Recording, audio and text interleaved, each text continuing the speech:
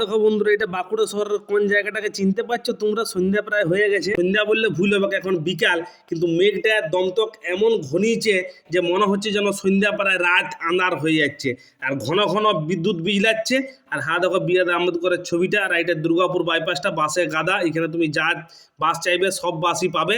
তা যাই হোক, এখানে গাড়ি বাজারটা দেখলাম, আমাদের বাঁকুড়ার গাড়ি বাজার, যেমন পানাগড়ে বিরাট বড় গাড়ি বাজার আছে, তেমন আমাদের বাঁকুড়াতেও গাড়ি বাজার আছে।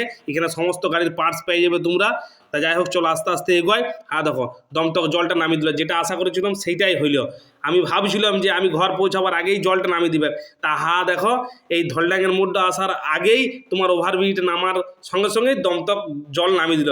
ছুটে ছুটে ছুটে ছুটে এইখানটা দিয়ে ঢুকলাম, আর দৃশ্যটা দেখলাম, লাইটটা পড়ছে আর জলটা এখান থেকে মারছে, এবারে বিরাট দৃশ্যটা লাগছে, মনে হচ্ছে না কোনো রাজপথের ছবি। তাই তো আমরা গর্বের সাথে বলি আমরা বাঁকুড়ার ছেলে বটি। আর তোমাদের জন্য একটা প্রশ্ন রইল, এই জায়গাটা কোন জায়গায়? কমেন্ট করে সবাই বলবে।